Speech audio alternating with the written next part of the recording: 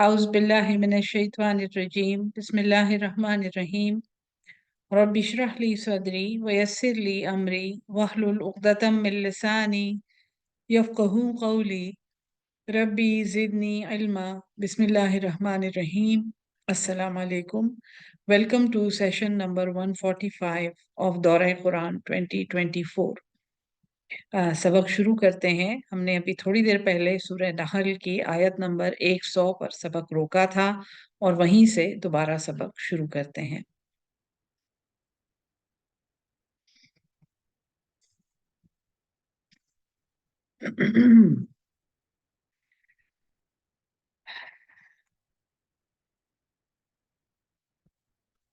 यहाँ पर अल्लाह ताला, चूंकि ये मक्की सूरत है और हिजरत से इमीडिएट पहले ज़माने में इसका ज़माने नुज़ूल मालूम होता है। कुरान पर होने वाले एतराज़ात में से एक एतराज़ ये था कि इसकी आयत ऐसी हैं जो कभी-कभी मनसूख हो जाती हैं और इसमें ऐसे अहकामात हैं जो इसकी अपनी आयत को मनसूख करते हैं।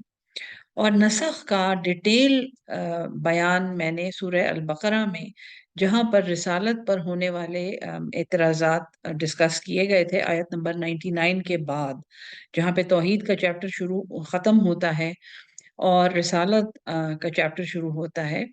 मन काना अदुव्वन लिजिब्रील, वहाँ से जब शुरू होता है तो आयात का नसख बहुत डिटेल में डिस्कस किया गया था और मैंने आपको कुरान में से ही मिसालें दी थी और ये भी मैंने समझाया था कि फ़ी ज़माना, यानी कुरान को समझने के उसूलों में से एक उसूल ये है कि इसमें ऐसी कोई आयत नहीं है जो हुज़ूर सल्लल्लाहु अलैहि वसल्लम को भुला दी गई थी या जिसको इसमें से निकालना था और फिर भी वो इस कुरान में रह गई।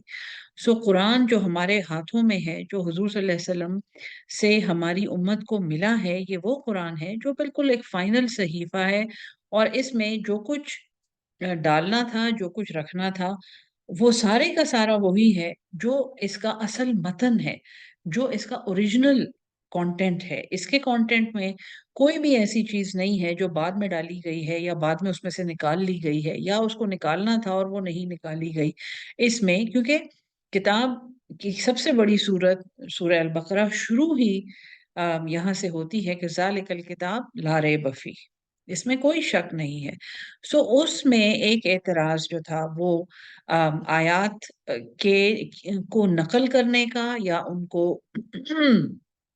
अ, आयात को मनसूख करने का, नसख़ आयात का एक मसला था, जिस पे बहुत ज़्यादा एतराज़ हुआ था और हुज़ूर सल्लल्लाहु अलैहि वसल्लम को बहुत तंग किया गया था।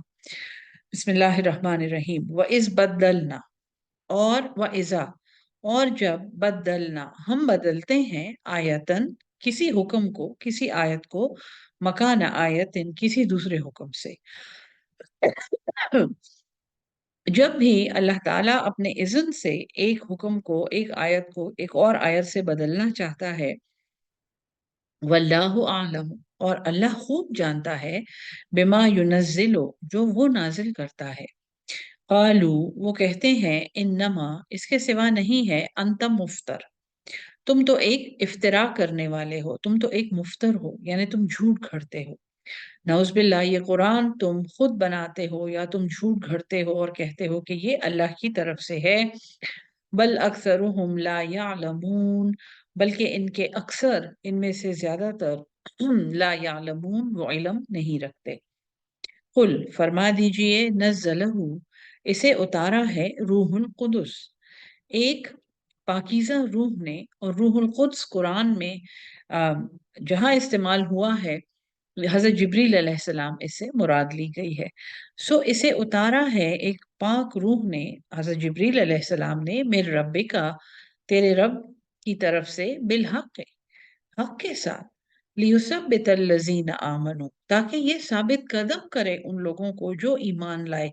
ईमान वालों की एक निशानी ये है कि कुरान की आयत उनके ईमान को मज़ीद मज़बूत करती हैं। वो उनके ईमान को चैलेंज नहीं करती, वो उनके ईमान को किसी शक में, तरद्दुद में नहीं डालती। कुरान की आयत से जिनके दिल मजबूत होते हैं और असबात पाते हैं और स्टेबल होते हैं, वो मोमिनीन के दिल हैं।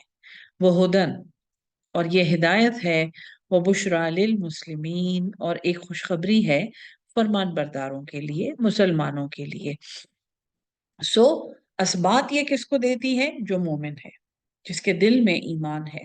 और खुशखबरी है ये उसके लिए जो मुसलमान है, जो सलामती पर है, जो अम, कलमा तैयबा पढ़ चुका है, इस्लाम के दायरे में दाखिल हो चुका है, क्योंकि उसके लिए उम्मीद है कि वो मोमिन बनेगा और इसको ये कुरान असबात अता करेगा अपनी हिदायत से। वलक़द नअलमु, और तहकीक हम खूब जानते हैं, अन्नहुम, ये कि वो, यक़ूलूना, वो कहते हैं, इन्नमा, इसके सिवा नहीं है, युअल्लिमुहु बशरुन, इसको सिखाता है एक आदमी। सो कुफार मक्का का ये एक बहुत मशहूर एतराज था। ऐसे काहिन भी थे और ऐसे लोग भी मक्का के कुर्ब जवार में रहते थे, जिनमें से बाज नसारा थे। एक क्रिश्चियन आदमी था जो जंगल में रहता था, और वो सबसे अलग होके अकेला रहता था, और उसके बारे में लोग ये कहते थे कि हुजूर सल्लल्लाहु अलैहि वसल्लम इससे कुरान सीखते हैं। इसी तरह कुछ ऐसे लोग थे जिनको इंजील और तौरा का इल्म था, और उनके बारे में कुफार ये कहते थे कि मोहम्मद सल्लल्लाहु अलैहि वसल्लम इनके पास जाकर इनसे ये बातें सीख लेते हैं।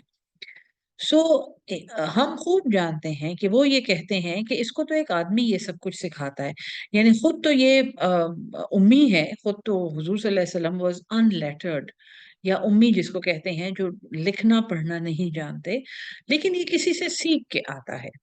लिसानुल्लज़ी, जबान एक आदमी की, युल्हिदूना, इल्हाद करते हैं, एक टेढ़पन करते हैं, एक एबनॉर्मल और गलत कनेक्शन बनाते हैं, इलैहि, उसकी तरफ, आजमी, वो अजमी है।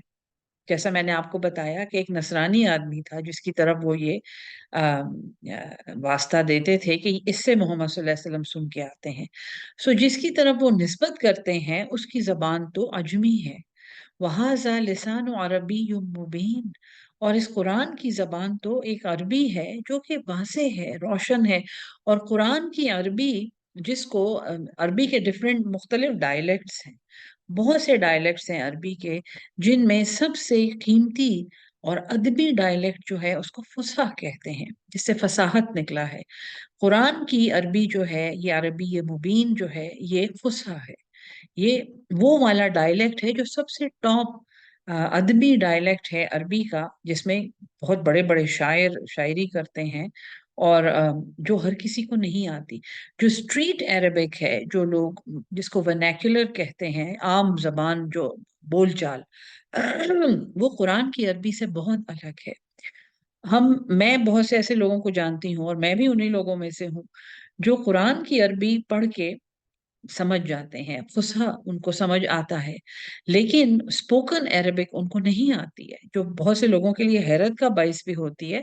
लेकिन हम अरबी बोलचाल हम नहीं कर सकते। सो कुरान की अरबी बहुत स्पेशल अरबी है। इसीलिए अल्लाह ताला फरमाता है कि ये जिससे, अगर जिसके बारे में तुम तोहमत लगा रहे हो कि ये उससे कुरान सीख के आता है, तो वो आदमी तो अजमी है, वो तो अरबी नहीं है। और इस कुरान की जबान को देखो, ये अरबी है। इन्नल्लज़ीना, बेशक जो लोग, ला युमिनूना बि आयातिल्लाहि, जो ईमान नहीं लाते अल्लाह की आयत पर, ला यहदीहिमुल्लाहु, उन्हें हिदायत नहीं देता अल्लाह, वलहुम अज़ाबुन अलीम, और उनके लिए एक दर्दनाक अज़ाब है।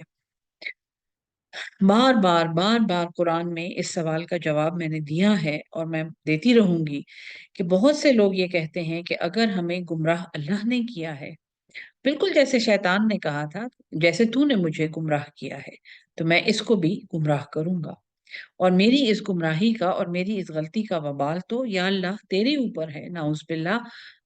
अल्लाह फरमाता है कि जो लोग ईमान नहीं लाते अल्लाह की निशानियों पर, जो अल्लाह की निशानियों को देखकर अल्लाह तक नहीं पहुंचते, और वो नहीं समझते कि इन सब का खालिक अल्लाह है, ला यहदीहिमुल्लाह, इनको अल्लाह हिदायत नहीं देता। کیونکہ اللہ تعالیٰ نے، ہم ہدایت کے درجے پڑھ چکے ہیں سورہ فاتحہ میں، ہدایت عامہ جو اس وقت بھی ہم سانس لے رہے ہیں، ہمارے ارد گرد ہوا ہے، ہمارے پاس روشنی ہے، یہ برقی لہریں ہیں جو اس کمپیوٹر میں چل رہی ہیں، جو یہ مائک ہے جس سے میری آواز آپ تک پہنچ رہی ہے، یہ سب کچھ ایک انسانی دماغ نے بنایا ہے جس کو اللہ نے بنایا ہے۔ سو ہدایت عامہ کو دیکھ کر اگر ایک انسان یہ نہیں سوچ سکتا کہ ان سب کا خالق اللہ ہے، اس کو اللہ تعالیٰ زبردستی ہدایت نہیں دیتا۔ ہدایت کے لیے ایک تڑپ ہونی چاہیے، ہدایت کی ڈیمانڈ کرتا ہے انسان تو اس کو ہدایت ملتی ہے۔ اور ان کے لیے ایک دردناک عذاب ہے۔ انما یفتریل کذبا، اس کے سوا نہیں ہے کہ افترا کرتا ہے جھوٹا، ایک بہتان لگاتا ہے جھوٹا، الذین، وہ لوگ، لا یؤمنون بآیات اللہ، جو اللہ کی نشانیوں پر ایمان نہیں رکھتے، وَأُولَئِکَ، اور یہی وہ لوگ ہیں، ہم الکاذبون، جو جھوٹے ہیں۔ من کفر باللہ، جس نے انکار کیا اللہ کا، من بعد ایمانہ، بعد اس کے کہ وہ ایمان لے آیا تھا۔ یہ اب ملحدوں کا اور ایتھیسٹ کا اور منکرین کا ذکر ہے، وہ جو کلمہ پڑھ کے دائرہ اسلام میں داخل ہو چکے ہیں، یہ ان کا بیان ہے۔ اور جو کلمہ پڑھ کے دائرہ اسلام میں داخل ہوئے ہیں اور پھر انہوں نے اللہ کی آیات کا انکار کیا، من کفر باللہ، جو اللہ کا منکر ہوا، من بعد ایمان ہی، بعد اس کے ایمان کے، اللہ، سوائے، من اکرہ، جس کے اوپر زبردستی کی گئی، جس کے اوپر ظلم کیا گیا، جو مجبور کیا گیا، اور یہ وہ ظلم ہے کہ جب لوگوں کو تلوار سونت کے ان کے سر پہ کھڑے ہو جاتے تھے اور یا ان کے اوپر تشدد کر کے انہیں کہتے تھے کہ تم کفر کا کلمہ بولو، اور اللہ کی طرف سے یہ اجازت ہے کیونکہ جان مقدم ہے ہر دین میں، ہر مذہب میں، اور اسی طرح دین اسلام میں جان مقدم ہے۔ اگر اپنی جان بچانے کے لیے کفر کا کلمہ بھی بولنا پڑے جبکہ دل ایمان پر مطمئن ہو تو اس کی اجازت ہے۔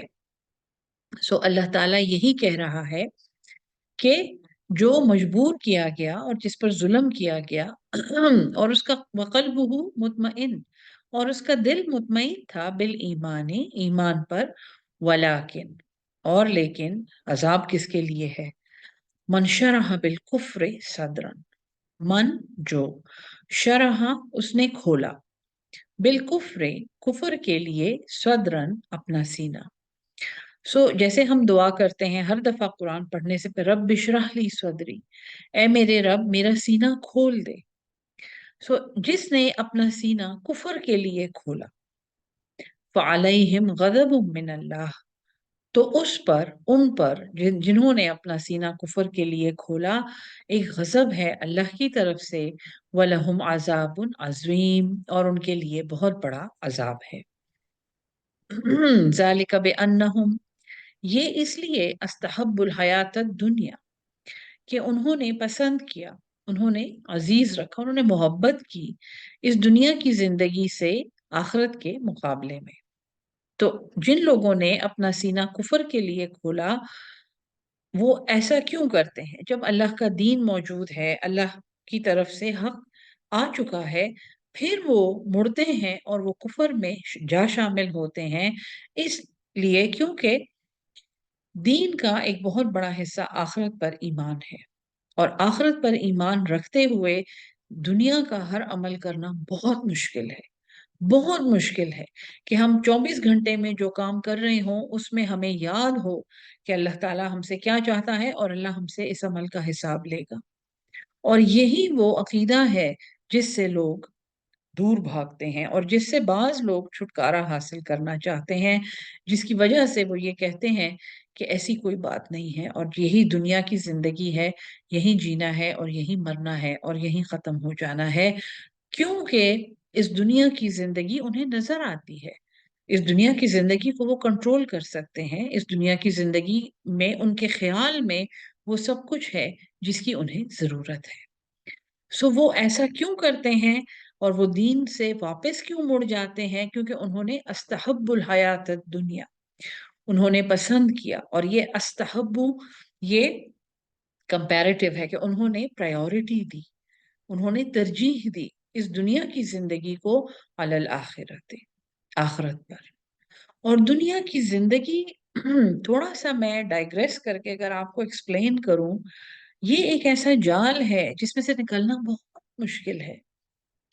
اگر ہم یہ کہیں کہ ہم اللہ کی رضا کے لیے اللہ کی کتاب پڑھا رہے ہیں، ہم اللہ کی رضا کے لیے اللہ کا پیغام آگے پہنچا رہے ہیں، اس میں دنیا کے اتنے عناصر ہوتے ہیں اور اس میں اتنے ذاتی مفادات انوالو ہو جاتے ہیں، اور اس میں اور کچھ نہیں تو لوگوں کی اپریسیشن اور لوگوں کی پسند اور لوگوں کی ایکسیپٹنس ان لوگوں کو لے ڈوبتی ہے جو شروع سے انتہائی خلوص نیت سے اللہ کا پیغام دنیا تک پہنچانا چاہتے ہیں۔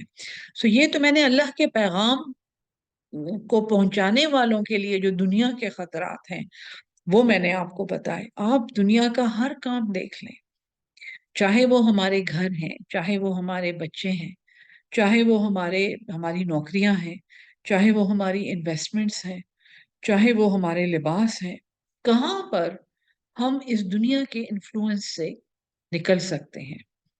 کہاں تک ہم اس دنیا کے اس حیات دنیا کی جو سجاوٹ ہے اور اس کی جو زینت ہے اور اس کی جو رنگا رنگی ہے ہم اس سے بچ سکتے ہیں؟ لیکن اللہ سے اتنا کہتا ہے کہ دیکھو، اس کو اپنی پرائیورٹی نہ بناؤ، اس کو اپنی ترجیح نہ بناؤ۔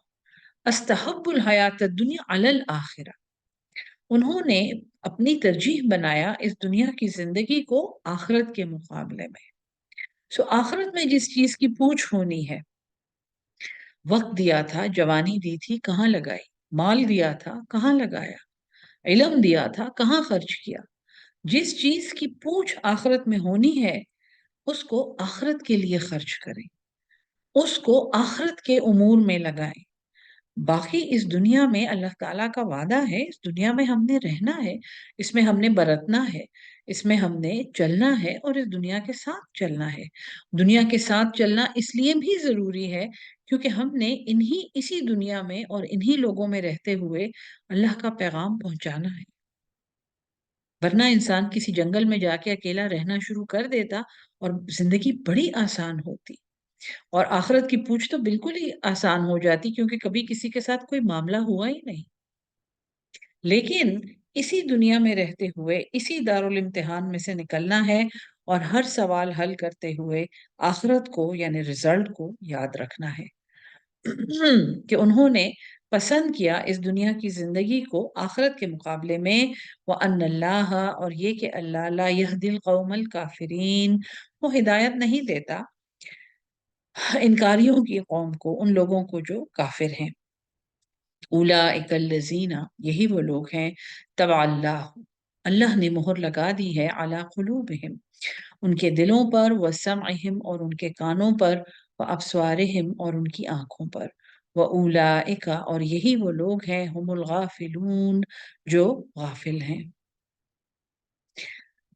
بار بار بار بار اللہ تعالی ہمیں اس بات کا جواب دیتا ہے کہ دیکھو، اپنے برے حساب کا، اپنی گمراہی کا، اپنی کمزوری کا، اپنا دین سے دوری کا وبال مجھ پر نہ ڈالو۔ میں نے تمہیں سب کچھ سمجھا دیا ہے، میں نے تمہیں ایک ایک قدم تمہاری زندگی کا بتا دیا ہے کہ تم کیسے اس گمراہی سے بچ سکتے ہو۔ غافل نہیں ہونا، اللہ کی نشانیوں کو یاد رکھنا ہے، آخرت کو یاد رکھنا ہے، دنیا میں رہتے ہوئے اور دنیا کے ساتھ چلتے ہوئے دنیا کو اپنی ترجیح نہیں بنانا، دنیا کو اپنی پرائیورٹی نہیں بنانا۔ لا جرم، ہمیشہ ایسا رہے گا، اس میں کوئی شک نہیں ہے، انہم فی الآخرت، یہ کہ وہ آخرت میں ہم الخاسرون، سب سے زیادہ خسارہ اٹھانے والے ہیں۔ خاسرون خسارہ اٹھانے، اخسرون کا مطلب سب سے زیادہ خسارہ، یہ خسارہ اٹھانے والے ہیں آخرت میں۔ ثم ان ربک، پھر بے شک تمہارا رب، للذین، ان لوگوں کے لیے، ہاجروا من بعد، جنہوں نے ہجرت کی بعد اس کے مافتنو کہ وہ آزمائش میں ڈالے گئے، فتنے میں ڈالے گئے، ستائے گئے، ثم جاہدو پھر انہوں نے جہاد کیا، کوشش کی، وصبروا اور انہوں نے صبر کیا۔ دیکھیں پہلے آیا ہے جاہدو، پہلے انہوں نے جہاد کیا، کوشش کی، اللہ کی راہ میں لڑے، وہ بولے، انہوں نے ظالموں کو ان کے ظلم سے آگاہ کیا، انہوں نے اپنے قلم استعمال کیے، انہوں نے اپنے علم استعمال کیے، انہوں نے اپنے سارے وسائل استعمال کیے کہ وہ اللہ تعالیٰ کی اطاعت سے نہ نکل جائیں اور وہ اللہ کا نظام قائم کر کے رکھیں، اور اس کے بعد جو انہیں مشکلات پیش آئیں انہوں نے اس پہ صبر کیا۔ ہمارے ہاں ایک بہت کلیئر ڈسٹنکشن چاہیے اس صبر میں جو ہمارے خیال میں ایک صبر ہے، دراصل وہ بے بسی ہے اور وہ بے عملی ہے، کہ کچھ نہیں کرنا، ہاتھ پہ ہاتھ رکھ کے بیٹھے ہوئے ہیں کہ ہم تو اللہ کی خاطر صبر کر کے بیٹھے ہوئے ہیں اور بس کچھ ہو جائے گا، ایک معجزہ ہو جائے گا، جیسا قرآن میں ہوتا ہے معجزہ صبر کرنے والوں کے لیے۔ اس غلط فہمی سے نکل آئیں۔ اس بات کی کوئی بنیاد نہیں ہے قرآن میں کہ بے عمل انسان جب کچھ نہ کرے تو لوگ یہ کہیں کہ یہ صبر کر رہا ہے۔ ہمیشہ مومن ہمیشہ باعمل ہوتا ہے، جب وہ منہ سے کچھ نہیں کہہ رہا ہوتا، ہاتھ سے کچھ نہیں کر رہا ہوتا، وہ اپنی زبان سے نہیں وہ جہاد کر رہا ہوتا، وہ اس وقت جہاد کی تیاری کر رہا ہوتا ہے، وہ اس وقت اللہ کی راہ میں محنت کرنے کے لیے کمر باندھ رہا ہوتا ہے۔ ضروری نہیں ہے کہ وہ قتال کرے اور وہ جا کے لڑے اور وہ بندوق اٹھائے اور وہ تلوار اٹھائے، وہ اس وقت ہو سکتا ہے وہ اس وقت تعلیم حاصل کر رہا ہو، وہ قرآن سیکھ رہا ہو، وہ اللہ تعالیٰ کو خوش کرنے کے لیے کوئی اور عمل کر رہا ہو، لیکن مومن ہمیشہ مصروف عمل ہوتا ہے۔ اسی لیے ثم ان ربک پھر بے شک تمہارا رب للذین ان لوگوں کے لیے ہاجر جنہوں نے ہجرت کی، اور یہ ہجرت سے امیڈیٹلی پہلے کی صورت ہے، اس لیے اس میں ہجرت کی بار بار تاکید ہے کیونکہ وہ موقع آنے والا تھا بعد اس کے کہ وہ ستائے گئے۔ ثم جاہدو ایک ہجرت کی، پھر وہ کوشش کرتے رہے اور وہ صبر اور انہوں نے صبر کیا۔ ان ربا کا بے شک تیرا رب من بعدہا اس کے بعد کیا کیا کیا انہوں نے، پہلے تو وہ ایمان لائے، پھر انہوں نے ہجرت کی، وہ وہاں گئے جہاں پہ وہ اپنے ایمان کو پریکٹس کر سکتے تھے، وہ کسی ایسی مملکت میں نہیں رہے جہاں اپنے جائز کام کروانے کے لیے بھی ان کو رشوتیں دینی پڑتی ہیں اور اپنے جائز کام کروانے کے لیے بھی ان کو ناجائز سفارشیں کروانی پڑتی ہیں۔ وہ اتنے ستائے گئے ان معاشروں میں، انہوں نے ہجرت کر لی، وہ وہاں سے نکل گئے، پاکیزہ معاشروں کی طرف چلے گئے، اسی اسی عزم کے ساتھ اور اسی نیت کے ساتھ کہ وہاں پہ اللہ کا نظام قائم کریں گے، اللہ کے لیے ہجرت کی انہوں نے، پھر وہاں پہ جہاد کیا اور جو بھی امور پیش آئے ان پہ صبر کیا۔ اس کے بعد میں بعدہا ان سب باتوں کے بعد تیرا رب لغفور الرحیم البتہ وہ بخشنے والا بار بار رحم کرنے والا ہے۔ آیت نمبر 110، یہ آیت ضرور ان لوگوں کو سنانی چاہیے جو ایک فائل کو چلانے کی قیمت لیتے ہیں اور دن میں تقریباً 10-20 فائلیں چلاتے ہیں اور ان کی قیمتیں وصول کر کے دراز کے نچلے حصے میں رکھتے جاتے ہیں اور ان کی میزوں کے اوپر بورڈ لگے ہوئے ہوتے ہیں ھذا من فضل ربی، اور پھر وہ یہ کہتے ہیں جب وہ اپنے دفتر سے اٹھتے ہیں اور بریف کیس اٹھاتے ہیں تو وہ کہتے ہیں میرا رب تو بڑا ہی غفور الرحیم ہے، اور اس دفعہ عمرے میں بہت معافی مانگوں گا۔ سورہ نحل آیت نمبر 110، یہ لکھ کے ہر جگہ لگا دینی چاہیے۔ یوم تاتی کل نفس جس دن آئے گا ہر شخص تجادلو وہ جھگڑتا ہوا عن نفسہا اپنی جان سے، وہ اپنی طرف سے جھگڑتا ہوا آئے گا، وتوفا اور پورا دے دیا جائے گا، یعنی ہر شخص اپنے نفس سے لڑ رہا ہوگا کیونکہ وہ اپنے نفس کی گمراہی کا وبال دیکھ رہا ہوگا۔ سو اس دن توفا کل نفس پورا دے دیا جائے گا ہر جان کو ما عملت جو اس نے عمل کیا، وہم لا یظلمون اور وہ ظلم نہیں کیے جائیں گے۔ وضرب اللہ اور اللہ بیان کرتا ہے مثلاً قریۃ مثال ایک بستی کی، کانت آمنتن، کہ وہ بے خوف تھی، امن میں تھی، مطمئنہ، وہ مطمئن تھی، آرام سے تھی، یاتیہا رزقہا، اس کے پاس آتا تھا اس کا رزق، رغدن، بہت آرام سے، با فراغت، بغیر کسی ٹینشن کے، من کل مکان، ہر طرف سے۔ یہ ایک اسلامی ریاست کی مثال ہے، ہر طرف امن ہے، خوشی ہے، ریلیکسیشن ہے، کھانا پینا بہت ہے، ساری اسلامی ریاستیں دیکھ لیں، ہم آج کل دیکھ لیں۔ فَكَفَرَتْ بِأَنْعُمِ اللَّهِ، پس اس نے ناشکری کی، اس نے قدر نہ کی، اس نے انکار کیا، اس نے غلط استعمال کیا، ناشکری کی، بِأَنْعُمِ اللَّهِ، ان نعمتوں کی جو اللہ نے دی تھی، فَأَذَاقَهَا اللَّهُ، پس چکھایا اس کو اللہ نے، لباس الجوع، ایک لباس بھوک کا، والخوف، اور خوف کا، بما کانوا یصنعون، اس کے بدلے میں جو وہ کرتے تھے۔ پوری قوم کو سزا دینے کی مختلف آیات ہیں، موجود ہیں قرآن میں، لیکن یہاں پہ ایک بستی کی مثال ہے، اور ایسی بہت سی بستیاں ہم جانتے ہیں، کیونکہ قرآن میں جتنی بھی مثالیں ہیں وہ حقیقت پر مبنی ہیں۔ ہسٹری میں بھی بہت سی ایسی بستیاں ہیں، اور فی زمانہ بھی ہم ایسی بہت سی بستیاں دیکھتے ہیں جن پہ اللہ کے بہت انعام تھے، اور بہت امن تھا، با فراغت رہتے تھے، ہنسی خوشی رہتے تھے، لوگ وہاں سیریں کرنے جاتے تھے، اور پھر ان بستیوں پر ایسے حالات آئے کہ وہ خوف اور بھوک کی مثالیں بن گئے۔ ابھی بھی فی زمانہ بھی ایسی بستیوں کو ہم جانتے ہیں۔ امت مسلمہ از اے بلیڈنگ امہ، ہمیں معلوم ہے۔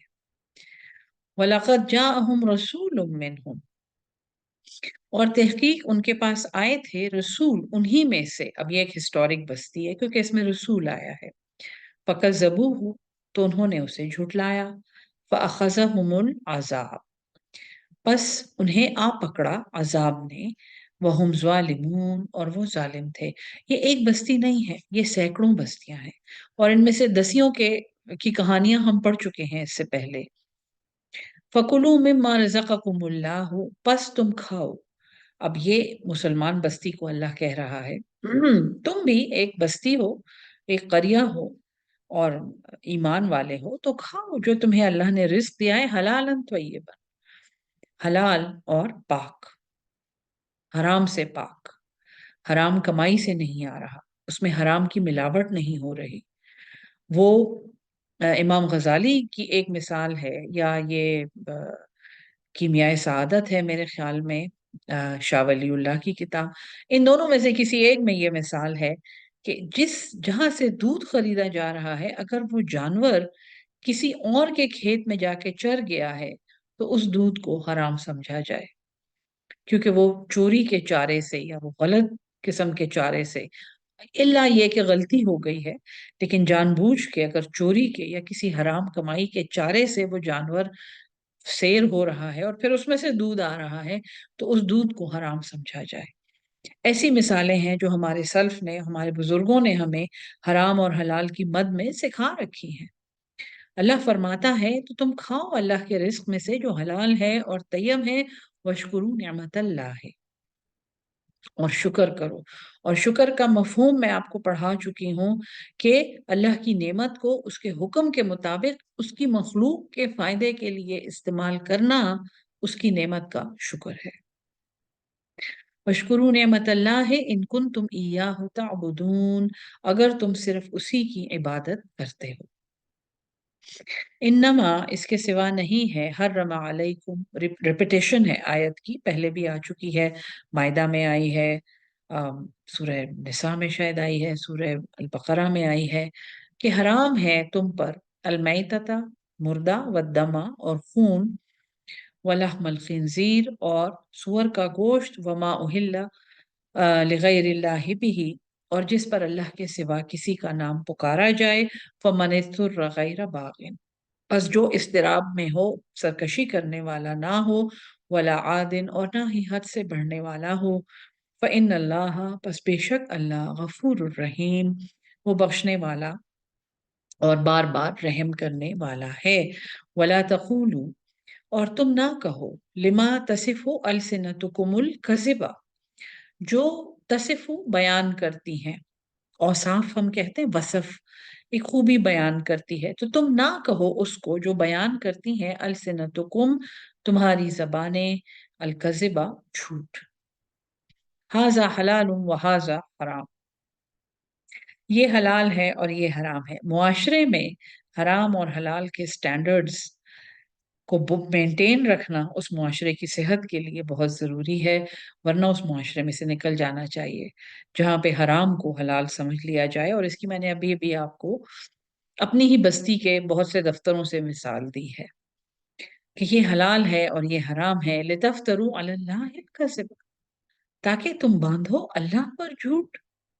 ان الذین یفترون علی اللہ الکذب، بے شک جو لوگ اللہ پر جھوٹ باندھتے ہیں، لا یفلحون، وہ کبھی بھی فلاح نہیں پائیں گے۔ متاع قلیل، یہ تو فائدہ ہے بہت چھوٹا سا، اس کے لیے تم اپنی آخرت کو بیچ دیتے ہو۔ یہ 100 سال کی زندگی جو تمہیں اس دنیا میں مل گئی ہے، اور یہ 100 کروڑ اور یہ 100 ارب جو تم نے یہاں پہ کسی طرح کما لیے ہیں، کیا تمہیں پتا ہے کہ اس کے آگے ایک ابدیت آ رہی ہے، ایک ہمیشگی آ رہی ہے، جہاں پہ نہ 100 ہے، نہ کروڑ ہے، نہ سال ہے، نہ دن ہے، نہ کوئی حساب ہے۔ اور اس ابدیت میں جب تم داخل ہوگے تو تم آگ کے گڑھے میں بیٹھ جاؤ گے۔ کیا تم یہ نہیں سمجھ سکتے کہ کس قدر گھاٹے کا سودا تم نے کیا ہے؟ متاع قلیل، یہ فائدہ ہے بہت چھوٹا سا، وَلَهُمْ عَذَابٌ أَلِيمٌ، اور ان کے لیے دردناک عذاب ہے۔ وَعَلَى الَّذِينَ هَادُوا، اور ہاں جو لوگ یہود ہیں، حرمنا ما قصصنا علیک من قبل، ہم نے حرام کیا تھا جو قصہ ہم نے بیان کیا ہے تم پر اس سے پہلے۔ یہود پر جانوروں کی پیٹھ کی چربی اور ناخن والے جانور یہ حرام تھے، اور یہ سبق گزر چکا ہے، ہم یہ پڑھ چکے ہیں قرآن میں۔ وما ظلمناہم، اور ہم نے ان پہ ظلم نہیں کیا، ولیکن کانوا انفسہم یظلمون، لیکن انہوں نے اپنے اوپر ظلم کیا، انہوں نے اپنے حرام اور حلال کے سٹینڈرڈز میں خود ہی تحریف کر کے اپنے لیے ایک مصیبت کھڑی کر لی۔ ثم ان ربک، پھر بے شک تیرا رب، للذین، ان لوگوں کے لیے، عملوا السوء، جنہوں نے برے عمل کیے، بجہالت، اپنی نادانی سے، ثم تابوا من بعد ذلک، پھر انہوں نے توبہ کی اس کے بعد، واصلحوا، اور اصلاح کی۔ منہ سے توبہ استغفار منہ سے کرنا اور تسبیحوں پہ استغفار پڑھنا یہ اللہ نہیں کہہ رہا، کیونکہ جس اللہ کو ہم اس قرآن میں جان رہے ہیں اور جس اللہ کو ہم دیکھ رہے ہیں اس قرآن میں، وہ سب سے پہلے انسان سے عمل مانگتا ہے۔ جنہوں نے توبہ کی اس کے بعد، اپنی جہالت کی غلطی کے بعد، اور اصلاح کی، ان ربک من بعدها لغفور رحیم، بے شک تیرا رب اس کے بعد بخشنے والا اور بار بار رحم کرنے والا ہے۔ ان ابراہیم، بے شک ابراہیم علیہ السلام، کان امتا قانتا للہ حنیفا، ابراہیم علیہ السلام ایک امت تھے۔ اس کے بہت سے مطلب ہیں، ایک ہے کہ وہ ایک امام تھے، ایک ہے کہ وہ he was an institution in himself، یعنی کہ وہ ایک انسان کافی تھا پوری امت کو ایک مثال دینے کے لیے۔ پھر یہ ہے کہ وہ پوری امت کا ریپریزنٹیٹیو تھا، وہ امام تھا، کیونکہ اللہ نے ان کو کہا تھا کہ ہم تمہیں امام مقرر کر للناس، پوری انسانیت کے لیے۔ تو ان ابراہیم کان امتا قانتا، جو فرمان بردار تھا، وہ امام تھا، بادشاہ تھا، ایک انسٹیٹیوشن تھا، قانتا للہ، وہ فرمان بردار تھا اللہ کا، حنیفہ، یکسو، ولم یکن من المشرکین، اور وہ نہیں تھا، سب سے بڑی بات، وہ مشرک نہیں تھا، شاکرا لانعمہ۔ اب یہ دیکھیں سورت جب اینڈ میں جا رہی ہے تو اللہ تعالیٰ پوری ایک تشریح دے رہا ہے، اور وہ اتنی خوبصورت تشریح ہے کہ وہ ایک ایسے آدمی کی مثال کے ذریعے دی جا رہی ہے جس کو ہم اچھا خاصا جانتے ہیں، جس کا ذکر سورہ البقرہ سے شروع ہوا ہے۔ اللہ اب وہ ساری کوالٹیز جو اللہ نے اس سورت میں پڑھائی ہیں، فرمان برداری کی، وفاداری کی، توحید کی، وہ ساری کوالٹیز اللہ تعالیٰ حضرت ابراہیم کے توسط سے ہمیں سمجھا رہا ہے۔ وہ ایک لیڈر تھا، وہ ایک انسٹیٹیوشن تھا، وہ فرمان بردار تھا، وہ یکسو تھا، فوکس تھا اپنے اللہ کے لیے، اور وہ مشرک نہیں تھا۔ شاکرن، وہ شکر گزار تھا، وہ قدردان تھا، لِأَنْعُمِهِ، اس نعمت کے لیے جو اس پہ کی گئی تھی۔ اجتباہ، اجتباہ، چن لیا اس کو، اس نے اسے چن لیا، یعنی اللہ نے اسے چن لیا۔ وَهُدَاهُ، اور اسے ہدایت دی، اِلَى صِرَاطٍ مستقیم، سیدھے راستے کی طرف۔ وَآتَيْنَاهُ فِي الدُّنْيَا حَسَنَةً، اور عطا کی ہم نے اسے اس دنیا میں بھلائی۔ وَإِنَّهُ فِي الْآخِرَةِ، اور بے شک وہ آخرت میں، لَمِنَ الصَّالِحِينَ، البتہ نیکوکاروں میں ہوگا۔ ثُمَّ أَوْحَيْنَا إِلَيْكَ، پھر ہم نے وحی بھیجی تمہاری طرف، أَنِ اتَّبِعْ مِلَّةَ إِبْرَاهِيمَ حَنِيفًا، اے محمد صلی اللہ علیہ وسلم، ہم نے آپ کی طرف وحی بھیجی کہ آپ اتباع کریں ابراہیم علیہ السلام کے دین کا، ملت، دین، حنیفہ، جو یکسو ہیں۔ وَمَا كَانَ مِنَ الْمُشْرِكِينَ، یونٹی آف فیتھ کی سب سے اسٹرانگ آیات یہ ہیں۔ ابراہیم علیہ السلام حضرت موسیٰ علیہ السلام، حضرت عیسیٰ علیہ السلام سے پہلے آئے ہیں۔ حضرت نوح علیہ السلام کے بعد یہ پیغمبر جو بڑے مشہور پیغمبر ہیں وہ یہ ہیں۔ اور پھر انہی کے زمانے میں حضرت لوط بھی تھے اور حضرت شعیب بھی تھے، ان کے زمانے میں بنی اسرائیل خاصے پھیلے ہوئے تھے۔ اللہ فرماتا ہے کہ اے محمد صلی اللہ علیہ وسلم، ہم نے آپ کی طرف یہ وحی کی کہ آپ ابراہیم کے دین کو فالو کریں، جس کا مطلب یہ ہے کہ دین ایک ہی ہے۔ اس دنیا کی تاریخ میں جب سے انسان حضرت آدم سے لے کر قیامت تک دین ایک ہی ہے، اور وہ دین ابراہیمی ہے، اور وہ اسلام ہے۔ اور اس اسلام پر ہم ہیں۔ ہم مسلمان تو اپنے آپ کو کہہ سکتے ہیں کیونکہ ہم مسلمان گھرانوں میں پیدا ہو گئے ہیں، لیکن اس اسلام کی ڈیمانڈ یہ ہے کہ ہم مومن بنیں اور ہمارا ایمان مکمل ہو، اور اس کے لیے ہمیں قرآن دیا گیا ہے۔ تو پھر ہم نے وہی بھیجی کہ انتبع ملت ابراہیم حنیفہ، کہ پیروی کرو ابراہیم علیہ السلام کے دین کی، وما کان من المشرکین، اور سب سے پہلے وہ مشرک نہیں تھا۔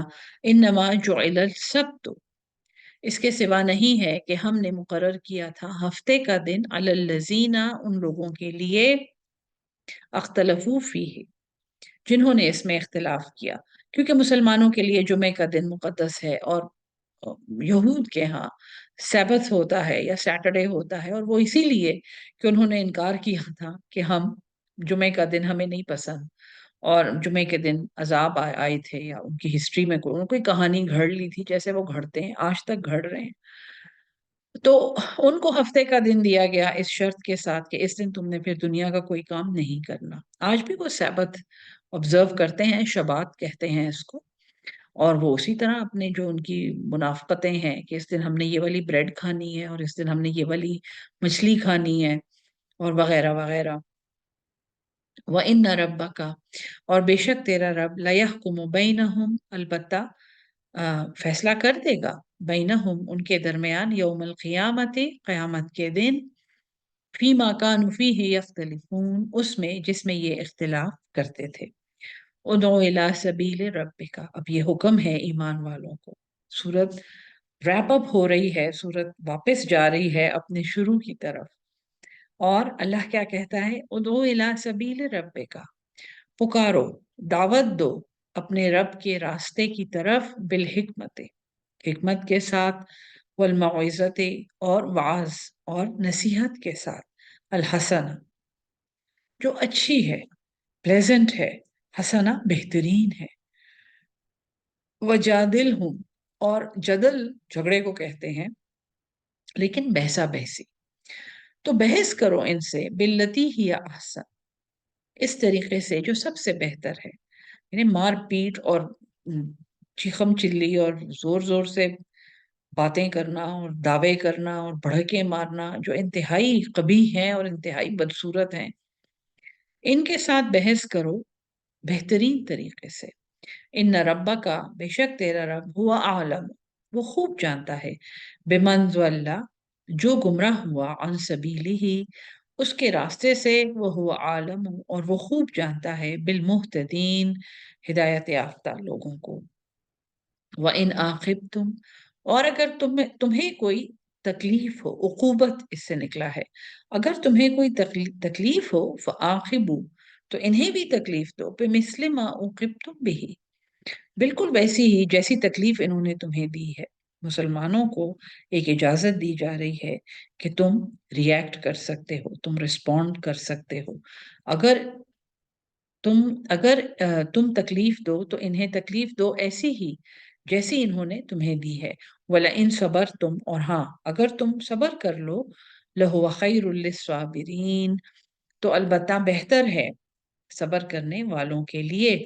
وَاصْبِرْ، اور صبر کرو، وَمَا صَبْرُكَ، اور نہیں ہے تمہارا صبر، إِلَّا بِاللَّهِ، مگر اللہ کی طرف سے، اللہ کی مدد سے۔ وَلَا تَحْزَنْ، اور تم غم نہ کھاؤ، علیہم، ان پر، وَلَا تَکُ، اور ایسا نہ ہو جائے، فی ضیق، کہ تم کسی تنگی میں ہو، مما یمکرون، بسبب اس کے جو یہ چالیں چلتے ہیں۔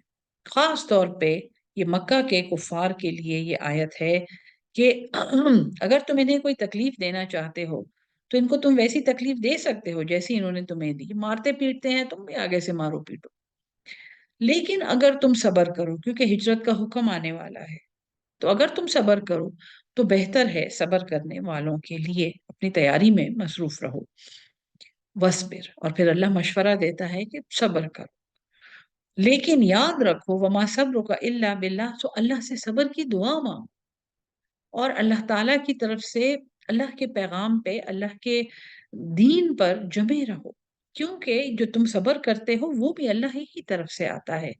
اور کہیں تم غم نہ کھاؤ ان پر، ان کفار پر، ولا تکو فی ضیق، اور تم نہ تنگ ہو جانا، مما یمکرون، اس سے جو یہ فریب کرتے ہیں، جو یہ مکر کرتے ہیں۔ ان اللہ، بے شک اللہ، مع الذین اتقوا، ان لوگوں کے ساتھ ہے جو پرہیزگار ہیں، والذین، اور وہ لوگ، ہم محسنون، جو احسان کرنے والے ہیں، جو نیکوکار ہیں۔